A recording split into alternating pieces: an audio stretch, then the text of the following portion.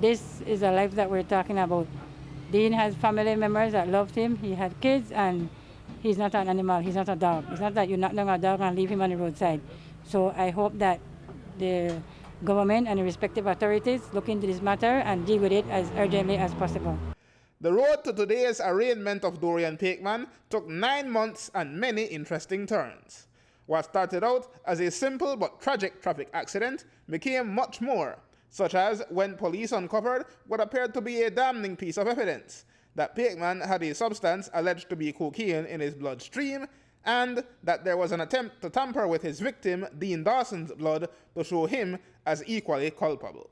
We have investigation ongoing at this time as it pertains to the alleged tampering of the sample which was taken from the deceased, Mr. Dean Dawson, at the morgue and transported to the forensic lab. So there is an investigation as it pertains to that, given the result of that test. What was being done, sir, to tamper with it? The sample, according to the chemist, had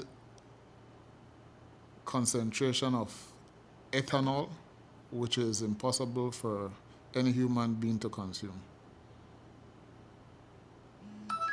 So, who would have been in charge or responsible for that vial with blood to be able to tamper with it before it reached the lab?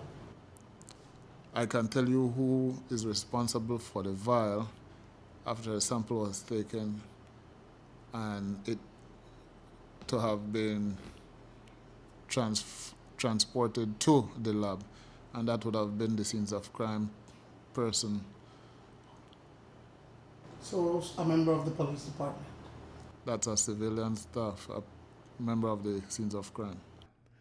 The revelation was enough for Prime Minister Dean Barrow to send Pakeman on indefinite unpaid leave. But even when it seemed only a matter of time before charges were laid, police and the forensic service were back and forth trying to satisfy certain directives from Director of Public Prosecutions Geraldine Vidal. Finally, this afternoon, police dropped a bombshell. Pakeman, so far at least, is only charged with causing death by careless conduct. His attorney, Brian Neal, says she was apparently only satisfied to the point of laying that one charge. Clearly the DPP looked at the evidence. She had a lot of time. I think that no one can disparage the reputation of our Director of Public Prosecution. She's a fine lady. Having looked at the evidence, she, in her prerogative, decided this was the only charge to bring. So all that talk that we heard in the media before about substances in his sister, we don't know where that came from, because now, having looked at the entire case, why is it that the DPP has only charged him with causing death by careless conduct? Neal also made the point that at the end of the day, a life has been lost and his client is remorseful. What I want to say publicly, and I think that it has not been said before, is to say sorry to the family of Dean Dawson.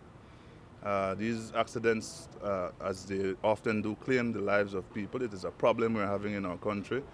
My client has instructed me specifically that he is sorry for what has happened.